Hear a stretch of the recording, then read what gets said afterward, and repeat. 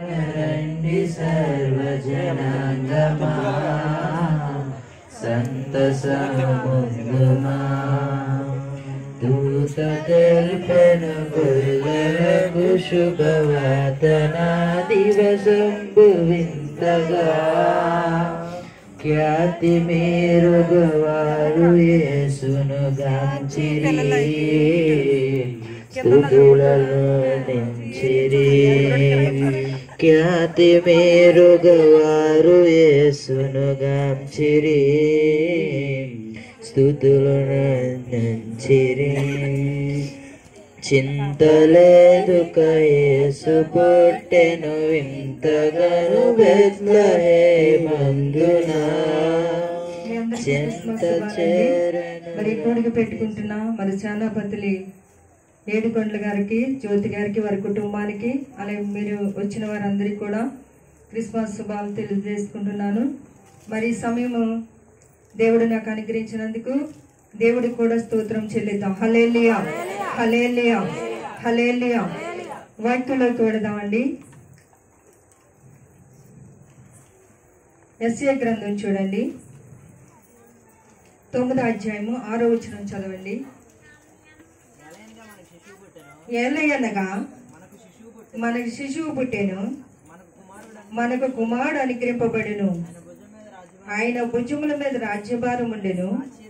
ఆశ్చర్యకరుడు, ఆలోచనకర్త, బలవంతుడైన దేవుడు, నిత్యుడగు తండ్రి, సమాధానకర్తయగు అధిపతి అని అతనికి పేరు పెట్టబడిను. హల్లెలూయా, హల్లెలూయా. దేవుని వాక్యంలో దేవుని వాక్యం మనకు తెలియజేస్తున్నది అనగా మరి యెషయా గ్రంథం అండి 9వ అధ్యాయము 6వ వచనములో మనకి ఎవరు అనుగ్రహింపబడ్డారండి? కుమారుడు అనుగ్రహింపబడ్డాడండి. ఈ కుమారుడు ఎవరికి అనుగ్రహింపబడ్డాడు? లోకానికి, ప్రపంచాలకి, ప్రపంచంలో ఉన్న దేశాలు, రాష్ట్రాలు, పట్టణాలు. ఈరోజు మనం మనుషులం కదండి. కుమారుడు మనకు పుట్టాడనుకో, మీకు పుట్టాడనుకో, మాకు పుట్టాడనుకో, మా కుటుంబానికే కదా. మీ కుమారుడు పుట్టాడనుకో మీ కుటుంబానికే, మాకు కుమారుడు పుట్టే మా కుటుంబానికే. ఎదటి వారికి ఎవరికైనా సహకరిస్తారంటారా? ఎదటి వారిని ఎవరైనా తల్లిదండ్రులు అంటారా? అనరు. ఈ కుమారుడు లోక పాప భారమును మోసుకొని పోవడానికి లోకమునికి కుమారుడు మనకి అనుగ్రహింపబడ్డాడండి. ఈ రోజున చాలా మంది కూడా తల్లిదండ్రులు మా కుమారులు కావాలండి, కుమార్తెలు పుట్టినా కుమారులే కావాలంటారు, కుమారులు పుట్టినా కుమార్తెలే కావాలనుకొని చాలా మంది కూడా అనుకుంటూ ఉంటారు. కానీ లోకంలో ఈరోజు పరిస్థితుల్లో కుమారులు అయినట్టు వారు ఎలా బ్రతుకుతున్నారో, ఎలా జీవిస్తున్నారో మనందరికీ తెలుసు. అవునంటారా కాదంటారా? తల్లిదండ్రులు మాట వినట్లేదు, వాళ్ళు ఇష్టానుసారంగా జీవిస్తున్నారు. తల్లి మాట లెక్కలేదు, తండ్రి మాట లెక్కలేదు, ఎవరి మాట కూడా లెక్కలేదు. ఈరోజు లోకము అలుముకొని కుమారులందరూ కూడా మనము శరీరంగా మన కుమారులు పాడైపోతున్నారు. ఈ రోజున తల్లిదండ్రులు కూడా చూడట్లేదండి. వృద్ధాప్యంలో చాలా మంది కూడా తల్లిని విడిచిపెట్టడం, తండ్రిని విడిచిపెట్టడం, తల్లిదండ్రుల్ని చాలా మంది కూడా ఉన్నంటి వారైతే అనాథాశ్రమంలో వదిలేస్తున్నారు, అనాథ హాస్టల్లో వదిలేస్తున్నారు. ఎందుకంటే చూడలేక, వారిని భరించలేక, వారిని పోషించలేక. పెద్దవారయ్యాక వారికి కొద్దిగా శాదత్వం పెరుగుతుంది కదండి. పెద్దవారయ్యాక శాదత్వం పెరుగుతుంది ఇంట్లో. మన పెద్దవాడికి మనం చెప్పింది వాళ్ళు అర్థం చేసుకోలేరు. అందుకని కోడలతోటైనా, కుమార్తెలతోటైనా, కొడుకులతోటైనా వాళ్ళు కలవలేరు. మేము చెప్పిందే వినాలి, మేము చెప్పిందే చేయాలనే భావంతో ఉంటూ ఉంటారు పెద్దవారు. కానీ ఈ తరంలో ఉన్నవంటి వారికి ఏమి నచ్చవు కదండి లక్ష్మి గారు, నచ్చవు, ఎనరు. ఎంతగా మనం కష్టపడి ఒక కుమారుని, ఒక బిడ్డను కనాలంటే మనం ఎంత కష్టపడతామండి. చాలా ప్రయాసపడతాం, చాలా ప్రసవాదను మనం అనుభవిస్తాం. భూమి మీదకి వచ్చే వరకు కూడా చాలా జాగ్రత్తలు తీసుకుంటాం. మనమే ఇంత జాగ్రత్తలు తీసుకుంటున్నామంటే మరి దేవుడు ఆయన పరలోకము నుండి కన్య మరియ గర్భమునందు ఆయన యేసుగా కుమారుడిగా ఈ లోకము కొరకు అనుగ్రహింపబడ్డాడండి. ఈ రోజున మన కుమారులు ఎంతవరకు అంటే అంతవరకే, వారు చూస్తారని నమ్మకం కూడా లేదు.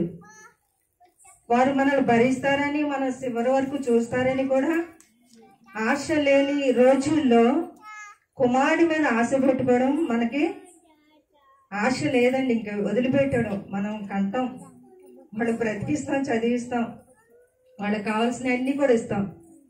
ఆ మనము కుమారుడి మీద ఆశ పెట్టుకోవడం అనేది, పెట్టుకున్న ఆశ మనం తీరుస్తాడు, నన్ను బ్రతికిస్తాడు, నన్ను చూస్తాడు, నన్ను పోషిస్తాడన్న ఆశ ఈ రోజుల్లో ఎవరికీ లేదండి. ఈ భూమి మీద ఉన్న కుమారుల కొరకు నేను చెప్తున్నాను. కానీ మన దేవుడు, మన యేసయ్య ఈ లోకానికి రక్షకుడుగా, పాపులను రక్షించడానికి ఆయన పరిశుద్ధుడిగా ఈ భూమి మీదకి అనుగ్రహింపబడిన కుమారుడండి.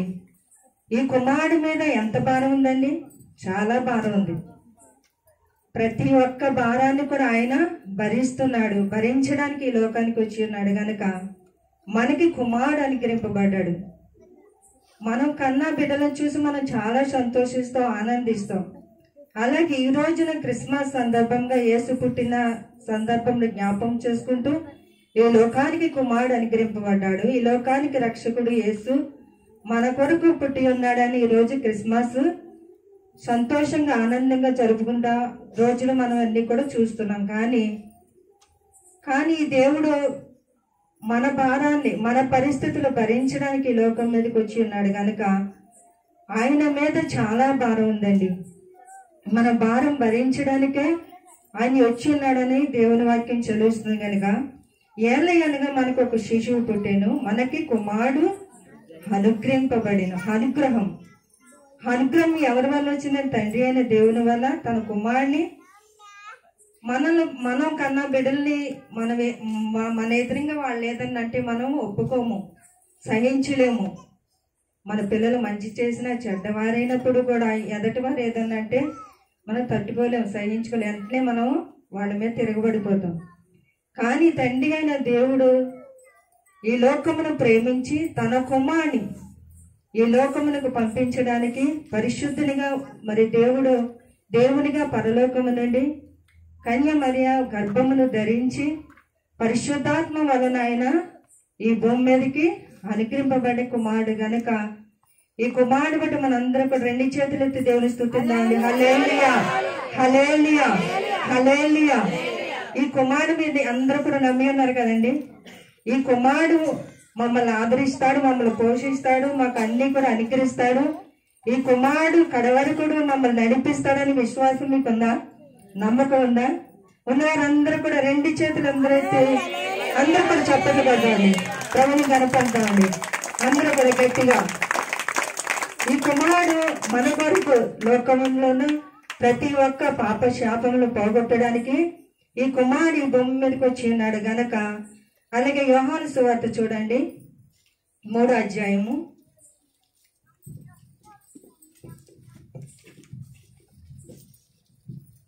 16 వచనం చదువుతారా? దేవుడు లోకమును ఎంతో ప్రేమించును గాక ఆయన తన అద్వితీయ కుమారునిగా పుట్టిన వాని యందు విశ్వాసముంచి ప్రతివాడును నశింపక నిత్య జీవం పొందినట్లు ఆయనను మనకు అనుగ్రహించనండి. హల్లెలూయా, హల్లెలూయా. దేవుడు లోకమును ఎంతో ప్రేమించనండి. ఈ రోజున లోకములో ఉన్న ప్రేమలన్నీ కూడా నటనలే. ఏ ప్రేమ కూడా శాశ్వతమైనది లేదు. ఏ ప్రేమను కూడా మనం నమ్మటానికి లేదు. ఏ ప్రేమ కూడా భూమి మీద శాశ్వతమైనది ఏది కూడా లేదు. కానీ దేవుడు లోకమును ప్రేమించి, మనల్ని ప్రేమించి, మన పాప భారములు పోగొట్టడానికి తన కుమారుని ఈ లోకమునికి పంపిన దేవుడని మనకి వాక్యం తెలియజేస్తుంది. ఆయన తన అద్వితీయ కుమారునిగా పుట్టిన వాని యందు విశ్వాసం ఉంచాలంటండి. విశ్వాసం ఉంచిన వారు ఏం పొందుతారండి? నిత్య జీవం పొందుతారు. నిత్య జీవం అంటే మనం లోకంలో మనం ఎంతకాలం బ్రతుకుతాం అంతకాలం దేవునితో ఉండి, దేవునితో నడుస్తూ, మనం కష్టపడుతూ, మన కుటుంబాలతో ఉంటూ మనం ఎంతగానో ప్రయాసపడతాం. మన ఆనందం, సంతోషం, ఆరోగ్యాలు, ఎన్నో పరిస్థితులు మనం అనుభవిస్తూ ఉంటాం. నిత్యజీవం ఆయనతో ఉండడానికి. నిత్యజీవం ఎక్కడ ఉందండి?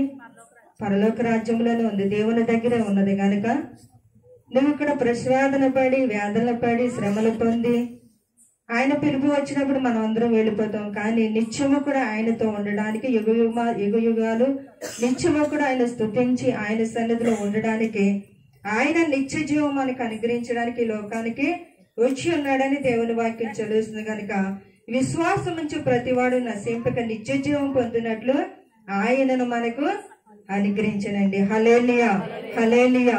అందుకే మనకి ఎలయని ఒక శిశువు పుట్టిన మనకు కుమారుడు అనుగ్రహింపబడ్డాడండి.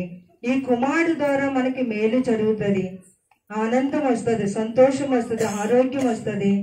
ఈ లోకంలో ఉన్న ప్రతి పాప శాపములన్నీ కూడా పోగొట్టడానికి ఆయన పరిశుద్ధుడిగా, పాపము లేనంటి వాడికి వచ్చాడండి.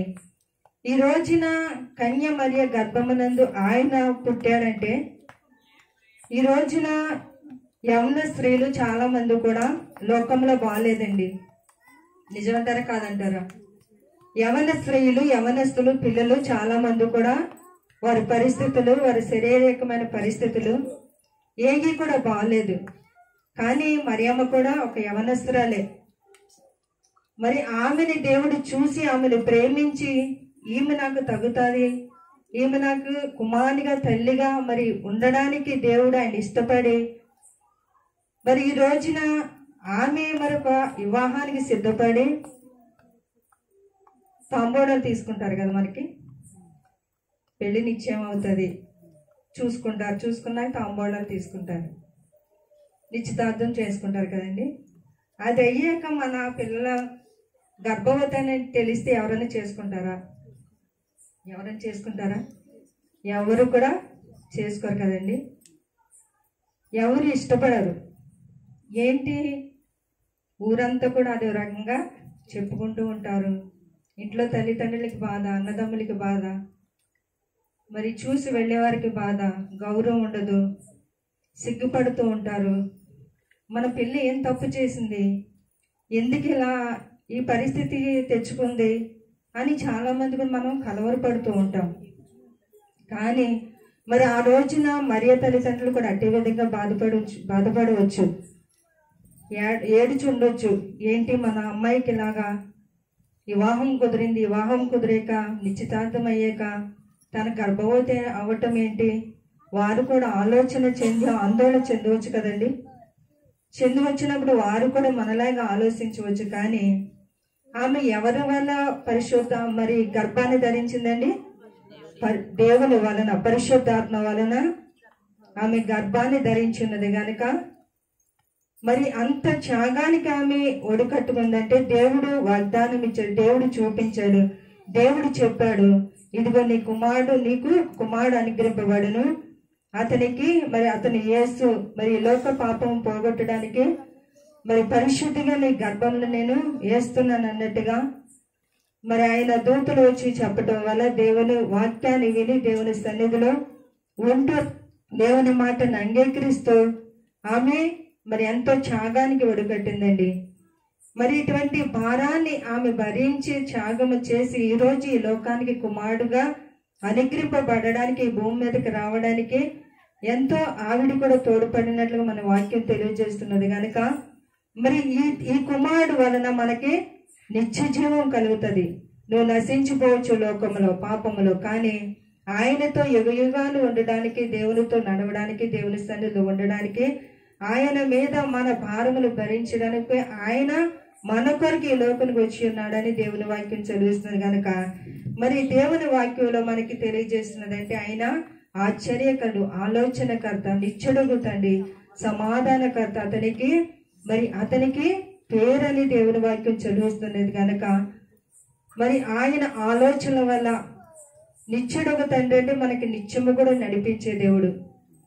ఈ రోజున నీకు నాకు ఎన్నో ఆలోచనలు కలగవచ్చు, కానీ ఆలోచనల వల్ల మన హృదయాలు, మన జీవితాలు, మన కుటుంబాలు పాడవుతాయి. కానీ దేవుని ఆలోచన మనకు ఉంటే, దేవుని ఆలోచనలు మనం నడిస్తే, దేవుని ఆలోచన ప్రకారంగా మనం వెళితే దేవుడు మనకి కృపను అనుగ్రహించి మనల్ని కూడా దేవుడు దీవిస్తాడని దేవుని వాక్యం చదువుతుంది. కనుక ఈ రోజు నీ ఇంట్లో సమాధానం లేదా, నెమ్మది లేదా, ఏ పరిస్థితుల్లో నువ్వు నలిగిపోతున్నావు, ఆయన సమాధానకు అధిపతి, సమాధానమే ఆయన గనక, సమాధానమే ఆయనలో ఉన్నది గనక ఈ లోకానికి సమాధానము తేవడానికి, నిత్యమైనతో ఉండడానికి, నిత్యము కూడా జీవించడానికి, నిత్య జీవంలో మనల్ని నడిపించడానికి దేవుడు మరి మన కొరకు వచ్చి ఉన్నాడని దేవుని వాక్యం చదువుతుంది గనక మనకి కుమారుడు అనుగ్రహింపబడ్డాడండి.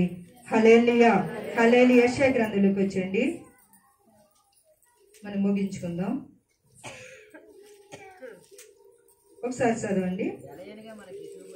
ఎలయనగా మనకి శిశువు పుట్టెను, కుమారుడు అనుగ్రహింపబడెను, ఆయన భుజముల మీద రాజ్యభారం ఉందంటండి. ఆశ్చర్యకరుడు, ఆలోచనకర్త, బలవంతుడగు దేవుడు, నిత్యుడగు తండ్రి, సమాధానకర్త, అధిపతి అని అతనికి పేరు పట్టుబడి ఉన్నది గనక ఈ దేవుని మనం ఆశ్రయించాం, కుమారుడు మనం ఆశ్రయించాం గనక దేవుని దగ్గరికి వెళ్ళాలంటే, పరలోకం వెళ్ళాలంటే, తండ్రి దగ్గరికి వెళ్ళాలంటే కుమారుడు మనం ఆశ్రయిస్తేనే, కుమారుడు మార్గంలో మనం నడిస్తేనే మన తండ్రి యొద్దకు చేరుతాము గనక మన దేవుని యొద్దకు వచ్చినట్టు వారందరూ కూడా నిత్య జీవం ఆయన మనకు అనుగ్రహిస్తాడని దేవుని వాక్యం చదివిస్తుంది గనక మరి కుమారుడి యందు మనం అందరూ కూడా విశ్వాసం కలిగి, నమ్మకం కలిగి దేవుని రాజ్యములో యుగ యుగాలు ఉండడానికి మనం అందరూ కూడా ఇష్టపడదామండి. దేవుడి వాక్యం దీవించును గాక. ఆమేన్. సమయము 8 అవుతుంది దగ్గరగా కనుక మనము ఒక 15-20 నిమిషాలు ఈ క్రిస్మస్ సందర్భంగా కొన్ని సంగతుల ద్వారా నేర్చుకుందాం.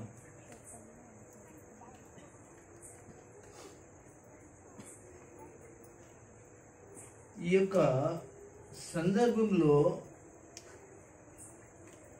అమ్మగారు చక్కటి వర్తమానాన్ని ఇక్కడ కూడి వచ్చిన వారందరికీ అందించారు. అలాగే ఇక్కడ నేను కూడా ఒక సందర్భాన్ని తీసుకుని ఈ మధ్యకి వచ్చాను, కానీ అమ్మగారు ఆ వచనాన్ని చదివించారు. దాన్నే కొంచెం నేను ఈ మధ్యలో ఏం చేస్తానంటే వివరిస్తాను. అందరూ బైబిల్ని తెరిచారు కదా, తెలిసిన వాళ్ళందరూ కూడా యెషయా గ్రంథమే 9వ అధ్యాయాన్ని 6వ వచనాన్ని ఒకసారి చదివి ఆ మాటలు మనం జాగ్రత్తగా ఆలోచిద్దాం. ఉన్నమ్మ చదువుతుంది కానీ ఈ యొక్క 9వ అధ్యాయం 6వ వచనం ఉన్నది. వచనం ప్రవచనాత్మకమైన సంగతి.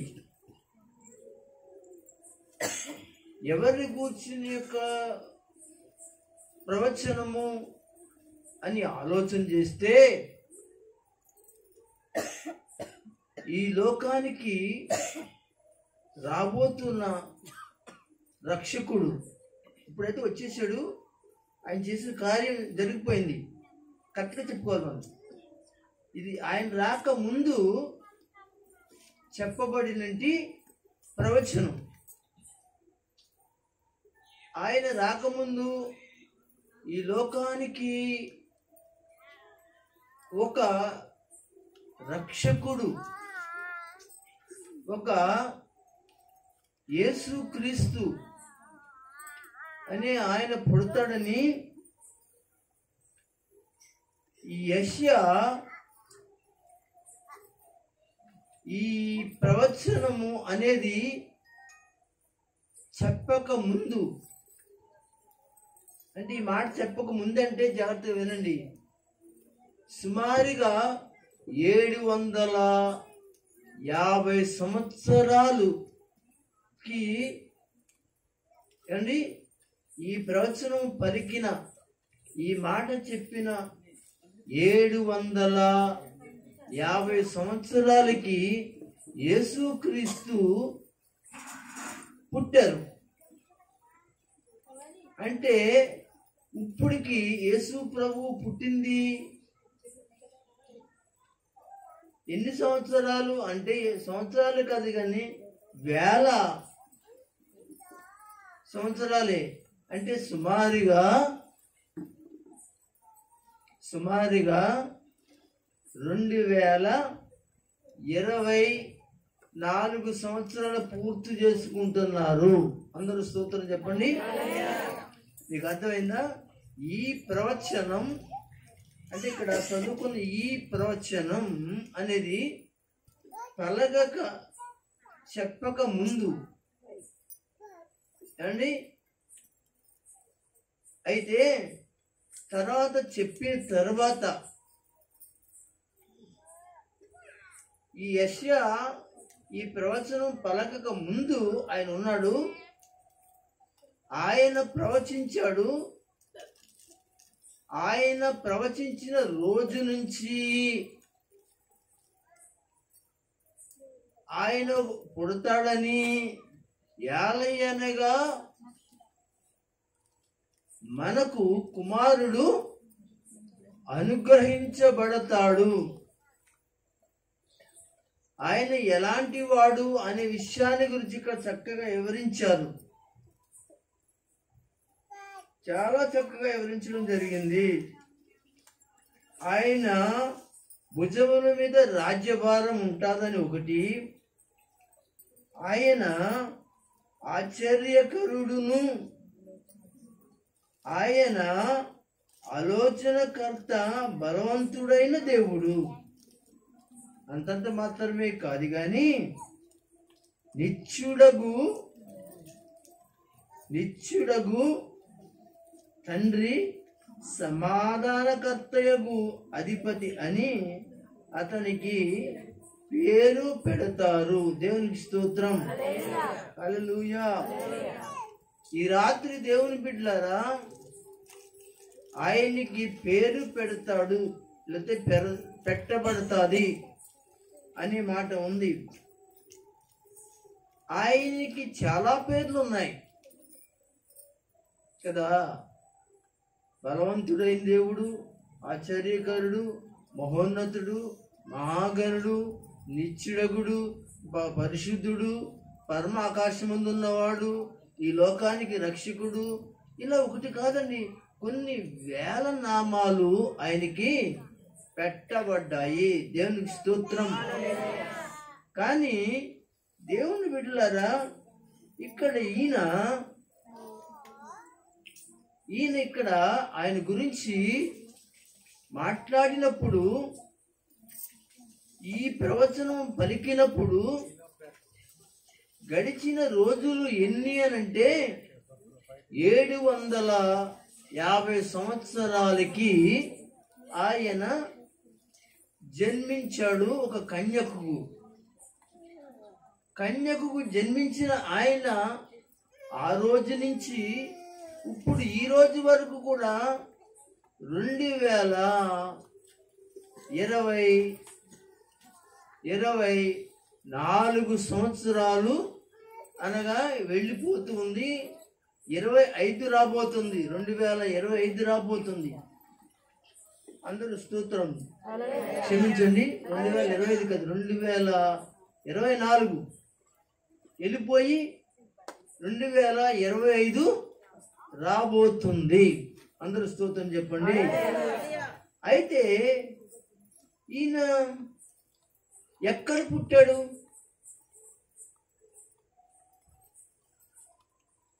చెప్పాలి. బెత్లెహేములో. మరొకరు చెప్పండి. నజరెత్తులో పుట్టలేదు నాన్న, పెరిగాడు, పెద్దోడయ్యాడు అన్నమాట. నజరెత్తు వాళ్ళ సొంతూరు అది, అంతేగాని బెత్లెహేము వాళ్ళ సొంతూరు కాదు అది ఏంటి. కనుక ఆయన ఎక్కడ పుట్టాడు అని అంటే బెత్లెహేములో పుట్టాడు. అయితే మరికొందరు ఏమని చెప్తారు చెప్పండి? కొంతమంది ఏం చెప్తారు అని అంటే ఆయన పశువుల పాకలో పుట్టాడు అంటారు. మరికొందరు ఏమంటారు సత్రంలో పుట్టారు అంటారు అని అంటారు. అయితే ఇప్పుడు నేను క్రిస్మస్ రోజున ఒక సందర్భం చెప్పి నేను తర్వాత చెప్తానులే అన్నాను, నేను చెప్పనప్పుడు దాన్ని ఇంకా నేను స్టడీ చేయాలండి, చాలా లోతుకి వెళ్ళాలి స్టడీ కోసం. ఆయన ఎక్కడ పుట్టాడు అనడానికి పశువులు పాకలోని పుట్టలేదైనా, సత్రంలో కూడా ఆయన పుట్టలేదు. ఆయన ఎక్కడ పుట్టాడనే విషయాన్ని ఒకవేళ సందర్భాన్ని బట్టి నేను మాట్లాడే అవకాశం వస్తే మాట్లాడతానని కూడా చెప్పాను. అయితే ఇక్కడ ఒక మాట, ఈయన ఎక్కడ పుట్టాడు, ఎవరిలో పుట్టాడు అనే విషయాన్ని గురించి మాట్లాడితే ఈయన్ని మాత్రం ఏమన్నారో తెలుసా? రక్షకుడు. ఎవరైనా రక్షకుడు. అయితే ఈయన బెత్లెహేములో పుట్టాడు, జన్మిస్తాడు అనే మాట చెప్పారు, కానీ ప్లేస్ బెత్లెహేములో ఎక్కడ ఏమిటి అనే విషయాన్ని ప్రస్తావించలేదు బైబిల్లో. ప్రియమైన దేవుని బిడ్డలారా, ఒక్క విషయం మీరు గమనించండి. ఈయన ఒక్క మాట మీరు బైబిల్ గ్రంథంలో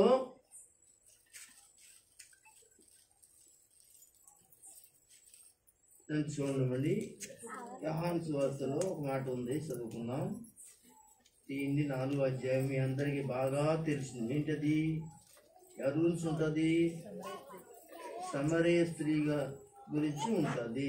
అందరూ 4వ అధ్యాయము 4వ అధ్యాయం నేను తీసుకోండి. 4వ అధ్యాయము అండి 22వ వచనం చివరి లైన్ చదువుదామా? మేము అక్కడ చూడండి,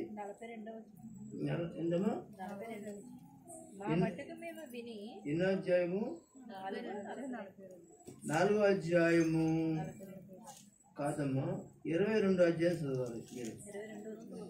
22 వచ్చింది. మేము మాకు తెలిసిన దానిని ఆరాధించు వారము, రక్షణ యూదుల నుండి కలుగుతున్నది. అది ఒక మాట, అది అండర్లైన్ చేసుకోండి. రక్షణ యూదులలో నుండే కలుగుతున్నది. అందరూ స్తోత్రం చెప్పండి. మీకు అర్థమవుతుందా? ఇది యేసు ప్రభు పుట్టిన తర్వాత, పెద్దవాడు అయిన తర్వాత ఆయన సంచారం చేస్తున్నప్పుడు, ఆయా గ్రామాలలో అద్భుతాలు చేస్తున్నప్పుడు, సమరయ అనేటువంటి ఒక పట్టణానికి వెళ్తున్నప్పుడు సమరయ స్త్రీతో మాట్లాడిన ఒక సందర్భం. అప్పుడు ఆ యొక్క మరి సమరయ స్త్రీ యేసు ప్రభువుని గురించి మాట్లాడుతోంది. ఆవిడికి తెలుసు, సమరయ స్త్రీకి ఏం తెలుసు అండి? యూదుల యొక్క ధర్మశాస్త్రం గురించి ఆమెకు తెలుసు. మనం చాలాసార్లు సమరయ స్త్రీని మనం ఇలా అనుకుంటాం, చాలా తప్పుగా మనం మాట్లాడుకుంటాం. ఆమె ఎవరండి? ఆవిడెవరండి? సమరయ స్త్రీ. ఆమె యొక్క పాపాత్మురాలు అని అంటాం. నేను అంటాను ఆవిడ పాపాత్మురాలు కాదండి. మీకు అర్థమైందా? చాలా జాగ్రత్తగా లేఖనాలు మనం జాగ్రత్తగా పరిశీలించాలని ఎప్పుడు చెప్తున్నాను. ఈవిడ పాపాత్మురాలు కాదు. మరి పాపాత్మురాలు కాకపోతే యేసు ప్రభు ఏమన్నాడు? ఒక మాట అన్నాడు. ఏమన్నాడండి? నీకు ఎంతమంది భర్తలు అంటే ఆవిడ ఏం చెప్పింది అండి? నీకు ఎంతమంది భర్తలు ఆయనే చెప్తే, వాళ్ళ కాకుండా వేరే ఒకళ్ళు ఉన్నారు ఇప్పుడు అని చెప్పాడు. దేవుని స్తోత్రం. మరి ఇంతమంది అన్నప్పుడు ఈవిడ పాపాత్మురాలా కాదా? అప్పుడేంటండి? కాదా చెప్పండి, వాస్తవంగా చెప్పండి. మనకు కావాలి, నేర్చుకోవాలి వాక్యం. మనము కుక్కుడి పురాణాలు వినొద్దు, వాక్యాలు విందాం. దేవుడు మాట్లాడిన మాటలు మాట్లాడదాం. ఆయన ఎవరో చెప్పాడు, ఈయన ఎవరో చెప్పాడు, ఏ బోధలో పడితే ఆ బోధ మీరు వినకండి. అదేంటండి ఎడారిలోనంటండి వర్షం వస్తుందంటండి. ఎడారిలో అరేబీ వాళ్ళు ఏం వేసుకుంటారు? ధ్యానాలు వేసుకుంటారు. అయితే ఆ వర్షంలో తడుస్తున్నది ఒంటి ఏం చేసిందంటే, ఏనండి బాగా, ఒంటి ఏం చేసిందంటే అడిగిందంట, నేను తలగా పెట్టుకున్నా, తలగా ఏమో తడిసిపోతుంది, రంపడుతుంది అన్నదంటండి. ఇందులో ధ్యానాలు మీకు అర్థమవుతుందా? జాగ్రత్త వినండి. ఇంత వర్షం వచ్చేస్తుంది, కొద్దిగా అడిగిందంటండి, తలకాయ ఏం చేస్తానంది, కొంచెం ధ్యానంలో పెడతాను, ఎందుకంటే వర్షం వస్తుంది, నాకేమో రంపు కలుగుతుంది అన్నట్టు. నేను అంటాను, దేవుని బిడ్డలారా, అది వాస్తవమా కాదా ఆలోచన చేయాలి కదా. ఆ వాక్యం వాస్తవమా కాదా, ఆ మాట వాస్తవమా కాదా, ఆ మాటలు కరెక్టా కాదా. ఇక్కడ యూదులలోంచి ఏం కలుగుతుందంటండి? యూదులలోంచి రక్షణ కలిగిందా లేదా చెప్పాలి మీరు, అది కూడా నేను చెప్పాలి. మరియమ్మ యూదా వంశములో పుట్టింది. యేసోబు ఏ వంశంలో పుట్టాడు? యూదా వంశంలో పుట్టాడు. అదేనా? ఇలా వెనక్కి వెళ్ళండి, రూతు కాడి తీసుకురండి. రూతు బోయాజుని వివాహం చేసుకున్నప్పుడు బోయాజు కూడా యూదా వంశస్థుడే. తర్వాత ఉబేదేదు, యెష్షాయి, ఎందుగా వీళ్ళందరూ యూదా వంశమే. యెష్షాయి అనగా 80 కొడుకులు పుట్టారు. ఆఖరివాడి పేరేమో ఏమంటే దావీదు, అతడు కూడా యూదా వంశస్థుడే. దేవుని స్తోత్రం. లేక యూదా గోత్రమే. దేవుని స్తోత్రం. ఇలాగా మెల్లిగా బైబిల్లోకి వెళ్తే మనకు కనపడేది ఏంటంటే, దావీదికి ఏమండి నాతాను పుట్టాడు. మరి దావీదుకు సొలొమోను పుట్టాడు. దేవునికి స్తోత్రం. 2 చేతులు పైకి స్తోత్రం చెప్పండి. అంటే దావీదుకి పుట్టిన పిల్లలు చాలా మంది అయితే, ఒకడు నాతాను, ఒకడు దావీదు, సొలొమోను అనమాట అండి. ఇద్దరు కూడా దావీదు సంతానమే. అయితే ఈ సంతానంలోంచి నాతానికి కొంతమంది పిల్లలు పుట్టుకొచ్చారు, సొలొమోనుకి కూడా పిల్లలు పుట్టుకొచ్చారు. పుట్టికి వచ్చినప్పుడు వాళ్ళు పెరుగుతున్నారు, చేస్తున్నారు. దేవుడు ఏం చేశాడంటే, సొలొమోను అనేటువంటి వాడుకి యేసోబు పుట్టాడు. నాతాను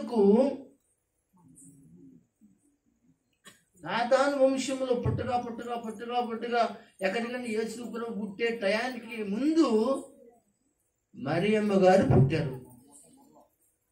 అర్థమవుతుందా? అంటే వీళ్ళిద్దరూ కూడా ఎవరు అనంటే ఏ వంశానికి కలిగిన వాళ్ళు? యూదా వంశమునకు. బాగా ఆలకించిన అనకారు వాళ్ళు కూడా అండి యూదా వంశమే. ఇక్కడ సమరయ స్త్రీ చక్కటి విషయం మాట్లాడుతున్నటువంటి విషయం ఏమిటి అంటే, రక్షణ యూదుల్లో నుండియే కలుగుచున్నది.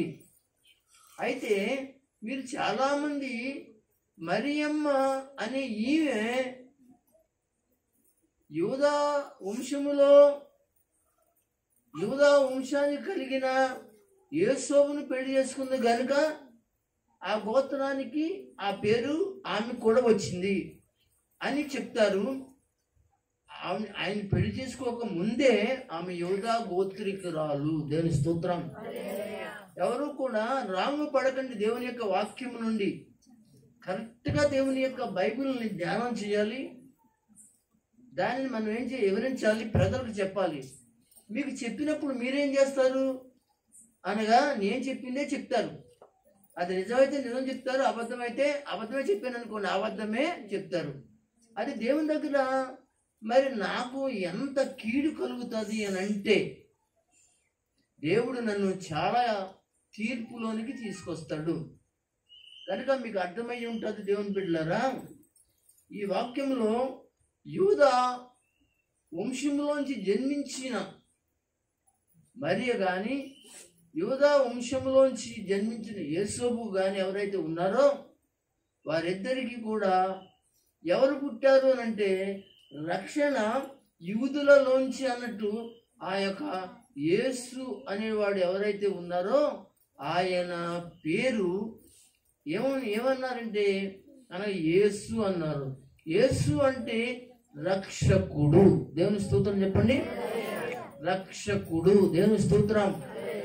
ఏమండి, ఈ రక్షకుడు ఎంత ఈ లోకానికి ఎందుకు వచ్చాడు, దేని కొరకు వచ్చాడు అనే మాట యెషయా గ్రంథంలోనే మనకి చెప్పబడిన విషయాన్ని చదవడానికి ప్రయత్నిద్దాం.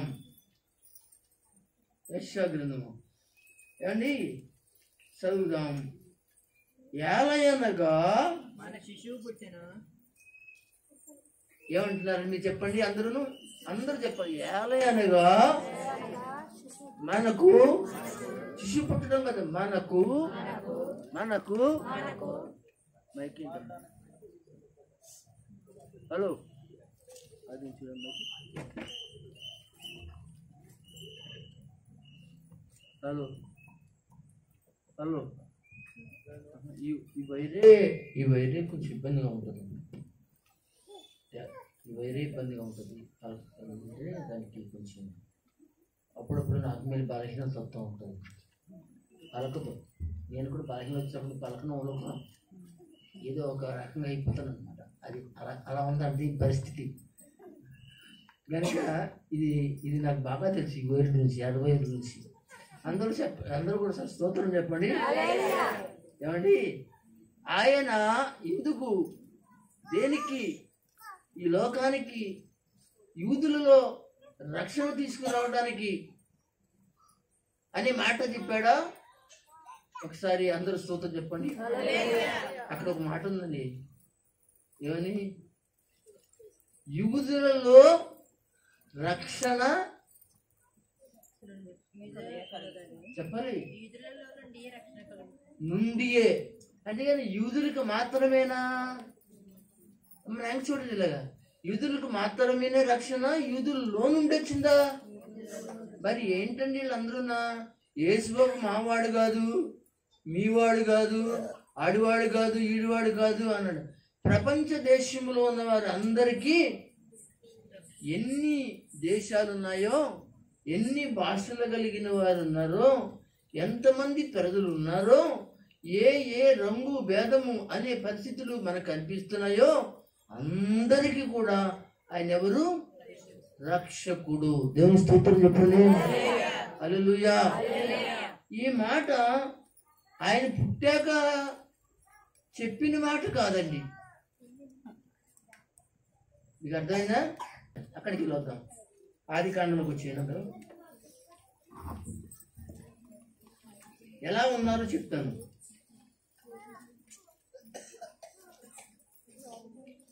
దీని అందరూ కూడా 3వ అధ్యాయంలోకి రండి.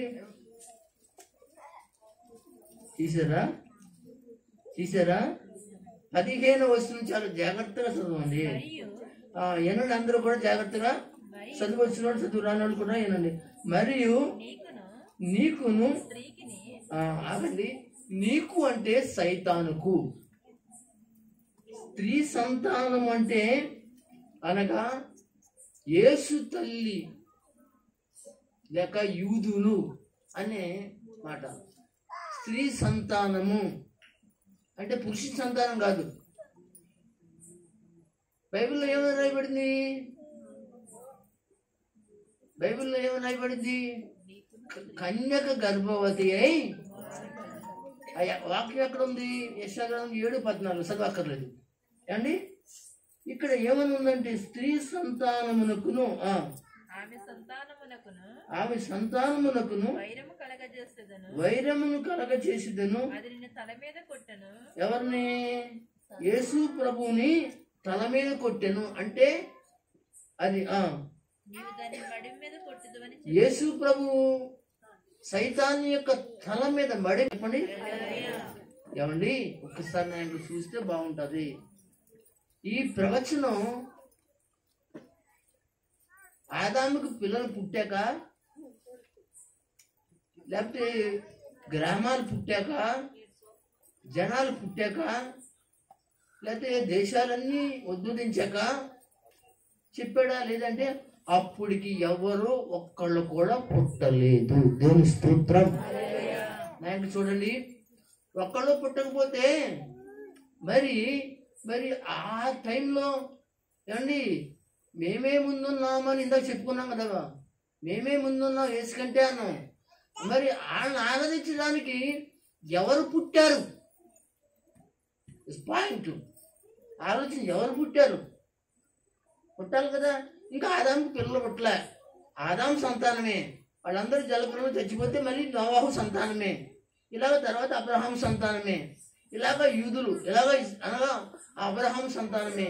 ఇలాగ అన్ని దేశాలకి పాకి అనగా ఫిలిస్తీన్లని, అనగా అమోరీలని, అమాలేకీలని, ఆళ్ళని, ఏళ్ళని, ఆ దేశమని, ఈ దేశమని రకరకాలుగా పుట్టుకొచ్చిన తర్వాత మాత్రమే ఎవరు వచ్చారు? ఇంతకు ముందు మనం చెప్పుకున్న వాళ్ళు వచ్చారు. దేవుని స్తోత్రం. వాళ్ళు ఏం చేస్తున్నారు అంటే వాళ్ళకి సైతాను ప్రేరేపించి వాళ్ళలోనే వాళ్ళకి కావాల్సినట్టు వాళ్ళందరినీ కూడా కొలుసుకునేలా చేస్తున్నారు. కొలుసుకోనండి మనకి ఎందుకు కలిగారండి అంటే అసలు విషయం, అసలు రహస్యం ప్రజలకు తెలియకోకుండా ఉండకూడదు. దేవుని స్తోత్రం. ఇప్పుడు చెప్పండి, ఎవరు ముందు అంటే ఈ ప్రవచన ప్రకారంగా ఒకసారి చదువుదాం. మరియు నీకును అంటే లోకంలో ఉన్నటి సైతానికి సంబంధించిన వాళ్ళకి, స్త్రీకి అంటే అని యేసు ప్రభు వారి యొక్క సంతానానికి. దేవుని స్తోత్రం. స్త్రీ సంతానం అంటే యేసు ప్రభు స్త్రీ సంతానం కనుక ఆయన తల్లి మరి ఆ గర్భవతి అయినప్పుడు కన్యకగా ఆయన కంద కనుక ఆయన ద్వారా పుట్టినవాడు ఎవరంటే క్రైస్తవులు లేక క్రీస్తు ప్రభుని నమ్మి బాప్తీసం పొందిన వారే ఆయన సంతానం. ఇప్పుడు ఏం జరుగుతుంది? వైరం జరుగుతుంది. వాళ్ళకి వీళ్ళకి వైరం జరుగుతుంది అని అది ఇప్పుడు ప్రస్తుతానికి జరుగుతూనే ఉంది. కనుక ఇప్పుడు సైతాన్ని ఏం చేశాడు ఆయన అంటే, అమ్మా సైతాన్ని ఏం చేశాడు అంటే అక్కడ రాసిన మాట అంటే ఆయన తల మీద యేసు ప్రభుని తల మీద కొడతాది. యేసు ప్రభు ఏం చేస్తాడు? దాని ఆయన మడిమితో తన తలను తొక్కుతాడు. అందరూ స్తోత్రం చెప్పండి. ఇప్పుడు మనం ఎక్కడికి వద్దామంటే ఈ విషయం తెలుసుకున్న మనము యేసు ప్రభు యూదుల్లో పుడతాడు అని. అయితే ఈయన పుట్టక ముందు, ఈయన జన్మించక ముందు ఏం జరిగిందంటే దేవుని బిడ్డలారా, ముందుగానే ఆయన పుడతాడనే వచ్చింది. దేవుని బిడ్డలారా ఆలోచించండి. అయితే ఆయన ఎప్పుడండి? ఆది కాండంలో స్టార్టింగ్లోనే ఆయన పుట్టాడు ఉన్నాడు. ఇంకొక మాట చదువుకుంటే జగత్ పునాది బడక ముందే ఆయన ఏమైంది? బలయ్యాడు అని వాక్యంలో ప్రకటన గ్రంథంలో రాయబడింది. దేవుని స్తోత్రం. ఎప్పుడు ఆయన సిలువేయబడ్డాడు? ఎప్పుడు పుట్టాడు? ఎప్పుడు సిలువేయబడ్డారంటే జగత్ పునాది బడక ముందే. అంటే ఈ జగత్తు అంటే ఎడదీయండి. జగత్తు మనం అందరూ జగత్తులో పుట్టిన వాళ్ళం. ఇక్కడ ఆడళ్ళు మగళ్ళు మొత్తం దేశంలో, మన దేశంలో అన్ని దేశాల్లో ఈ జగత్తు అనే దాంట్లో పుట్టాం. జగత్తు అనే మాట ఎందుకు వచ్చిందంటే జన్మించుట, గతించుట. ఏంటట? అంటే ఏంటి? జన్మించడం, పుట్టడం. తర్వాత ఇక్కడ ఉండవు, ఇంకా గతించిపోతాం. దాన్ని ఏమన్నారు అండి? జగత్ అన్నారు. ఈ జగత్తులో మనం ఎవరు ఉండడం. హిందువులు చెప్పినదే, మహమ్మదీలు చెప్పినదే, బుద్ధులు చెప్పినదే, క్రైస్తవులు చెప్పినదే, ఇంక ఎవరు చెప్పినా అదే ఏంటండి, పుట్టిన తర్వాత గిట్టగా తప్పదు అనేది ఒక గొప్ప శోకం. అది అంటే బ్రతుకుడు మనుషుడు చనిపోతాడు అనే విషయం. అయితే దానికి ముందుగానే నిజమేంటి తెలుసుకోవాలి. ఏం తెలుసుకోవాలి? నిజమేంటో తెలుసుకోవాలి. ఏంటి నిజము అంటే, నువ్వు చనిపోయిన తర్వాత నువ్వు ఎక్కడికి వెళ్తావు? ఏముంది? ఇవాళ చచ్చిపోతాం, రేపు 2. దీంట్లో ఏమీ లేదండి. అది కాదు, ఇవాళ చచ్చిపోయారు 2 కాదు. కానీ చనిపోయిన తర్వాత మనకు భయంకరమైన పరిస్థితులు మనం ఎదుర్కోవాల్సిన మన ఆత్మ ఉంది. ఏంటి ఈ ఆత్మ అంటే, దేవుని బిడ్డలారా, ఈ ఆత్మ నరకంలోకి వెళ్తుంది కనుక ఈ ఆత్మను పురుగు అన్నారు. దేవుని స్తోత్రం చెప్పండి, అందరూ స్తోత్రం చెప్పండి. ఈ ఆత్మని ఏమన్నారు చెప్పండి? ఈ ఆత్మని ఏమన్నారు? మీరు పురుగులేనా? చెప్పలేరండి. మీరు నేనైతే పురుగును, మీరందరూ పురుగులా కాదా? పురుగులు అన్న వాళ్ళందరూ కూడా ఒకసారి నోటితో చెప్పండి, నేను పురుగును అనండి. కొంతమంది ఏర్పడ్డారు. తర్వాత మీరు పురుగు ఎలా అయ్యారో నేను చెప్తాను. అది దానికోసం. మీరు పురుగులా కాదా? పురుగులే. యాకోబు అంటాడు, నేను పురుగు వంటి వాడను, మెల్లి లాంటి వాడను అంటాడండి. యెషయా గ్రంథం చదవక్కర్లేదు. పురుగు వంటి వాడును. మీరు ఎలాగ పురుగు వంటి వారు? నాకు చూడండి, మీకు అర్థమవుతుంది. ఒక కన్యక పెళ్లి చేసుకుని, ఒక కుర్రోడు పెళ్లి చేసుకుని, ఆ రోజు శోభనం లేక ఆ యొక్క సంవత్సరాల తరపు భార్యాభర్తలు వాళ్ళు సంసారం చేస్తారు. వారు సంసారం చేసినప్పుడు జరిగే విషయం ఏంటంటే, పిల్లలు పుట్టడానికి ఏమవుతుందంటే, వారి యొక్క కలయికలోని ఏమవుతుందంటే, మగవాని యొక్క శరీరంలో నుంచి కొన్ని శుక్లాలు బయలుదేరుతాయి. ఆ శుక్లాలే పురుగు. దేవునికి స్తోత్రం. అవి త్వాక పురుగులాగా ఏముంటాయంటే, అవి పరిగెత్తుకుంటూ స్త్రీ గర్భంలో ఉన్నట్టు ఆ యొక్క అండంలో చేరతాయి. దేవుని స్తోత్రం. ఎంతమందికి తెలుసు? చదువుకున్న వాళ్ళకి తెలుసా? ఆయనకి తెలిసినట్టు రామకృష్ణపాల్ గారికి, మీకు ఇంకెవరికైనా తెలుసు? చదువుకున్న వాళ్ళకి. తొమ్మ గారు మీకు తెలుసా? తప్పేం కాదండి ఇది. మరి సిగ్గుపడిపోతున్నట్టు నాకు అర్థం అవట్లేదు కనుక. అంటే అది త్వాక పురుగులాగా అదేమవుతుందంటే, అది మగవాని యొక్క శరీరంలోంచి ఆడవాళ్ళ యొక్క అండములోనికి ప్రవేశించుతుంది ఆ యొక్క త్వాక పురుగు. దేవుని స్తోత్రం. ఇప్పుడు మీరు ఎవరు చెప్పండి? పురుగులేనా? పురుగులు కాదా? పురుగులే. అందుకే దేవుడు ముందుగానే ఏం చేశాడంటే, యాకోబు నువ్వు ఎలాంటి వాడవో తెలుసంటే, నిన్ను నేను పుట్టించినప్పుడు నువ్వు ఎలాంటి వాడవో తెలుసా? నువ్వు గొప్ప చెప్పుకుంటున్నావేమో, అలాంటి వాడిని అనుకుంటున్నావేమో. నేను ఇశ్రాయేలులో అంతమందిని, నేను జనాంగం నా ద్వారా పుట్టారని నువ్వు గొప్ప చెప్పుకున్నావేమో. లేదు లేదు, నీవు పుట్టేటప్పుడు ఎలాంటి వాడవో తెలుసా యాకోబు? యాకోబు పురుగు వంటి వాడువు. ఏమిటంటే నల్లి వంటి వాడువు. నల్లి తెచ్చుకొని ఇప్పుడు నల్లి లేవు. మా చిన్నప్పుడు అయితే మంచాల మీద పడుకోలేకపోయేవాడు. భయంకరమైన నలులు, రక్తం తాగేసేయి అట్లని. కనుక అవి కాలుతో తొక్కినా లేకపోతే చేతితో నలిపినా ఏమవుతుంది? అది చచ్చిపోతుంది. నువ్వు అలాంటి వాడువయ్యా, నువ్వు పురుగు లాంటి వాడువయ్యా. నేను ఆమె గర్భంలో వేసి, నీ తల్లి గర్భంలో వేసి, నిన్ను పిండారూపముగా చేసి, తర్వాత నీకు అవయవాలను ఇచ్చి, నిన్ను భూమి మీద ఏం చేస్తున్నాను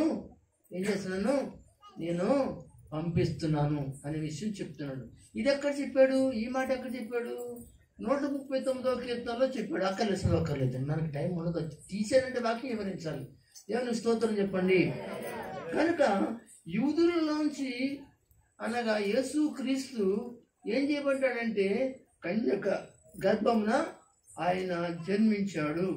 అయితే ఆ యొక్క ప్రవచనం దేవుని బిడ్డలారా మరలా ఒక్కసారి ఏంటంటే, యెషయా గ్రంథంలో యెషయా ద్వారా జ్ఞాపకం చేస్తూ ఉన్నటి విషయం ఏంటంటే, ఏలయనగా మనకు శిశువు పుట్టెను, మనకు కుమారుడు అనుగ్రహించబడును.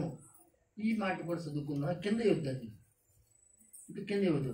ఏమని ఆయన భుజం మీద రాజ్యభారం ఉండిను, మరి ఇంకా కిందకి చాలా రాసుకొచ్చాడు కదా, అవన్నీ చెప్పుకోవద్దు మనం, టైం ఉండదు కనుక.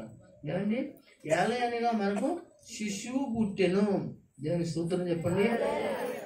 అంటే ఈ మనకు అనే మాట వర్తిస్తే లోకానికి, మనకు అనే మాట ఏంటండి, లోకానికి.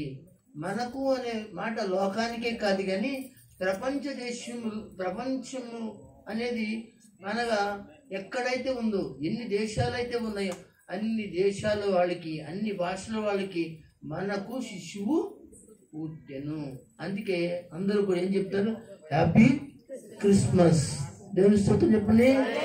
Happy Christmas, merry merry Christmas, క్రీస్తు నేడు పుట్టెను అనే మాట ప్రపంచంలో ఉన్నటువంటి దేశాలన్నీ కూడా ఒకే కంఠముతో ఒకే విధంగా ఏం చేయబడ్డంలో ఒకసారి టైం చూడండి.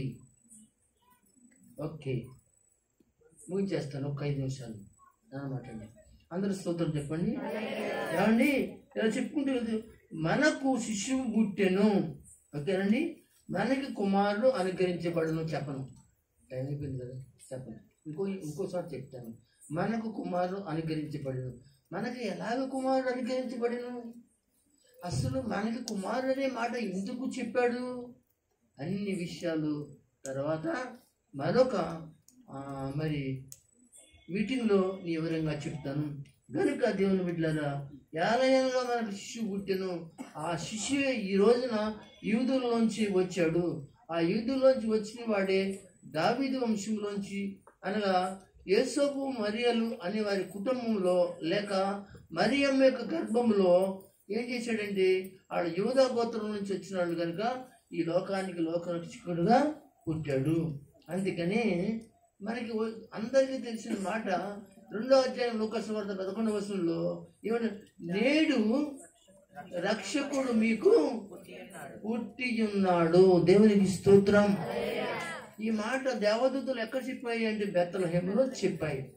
కనుక దేవుని పిల్లలారా, ఈ రాత్రి ఈ క్రిస్మస్ ఆశీర్వాదాలు ఇక్కడికి వచ్చిన వాళ్ళందరికీ, అలాగే ఏడుకొండల గారికి, అలాగే సహోదరి మరి జ్యోతి వారి యొక్క అల్లుడు వాళ్ళ బాబా పిల్లలకి ఈ క్రిస్మస్ ఆశీర్వాదాలు మెండుగా ప్రవహించి ఆయన ఆరోగ్యాల చేత ఉంచి ఇంకనూ జరిగే కూటాల్లో నన్ను కూడా ప్రభు మరి ఆరోగ్యం ఇచ్చి, బలం ఇచ్చి, శక్తినిచ్చి, ఎటువంటి ఇబ్బంది లేకుండా దేవుడు నడిపించుకెళ్ళి నన్ను కూడా వాడుకునేటట్లుగా దేవుడు నాకు కృప దయచేయనట్లుగా అందరూ కూడా ప్రార్థన చేయండి.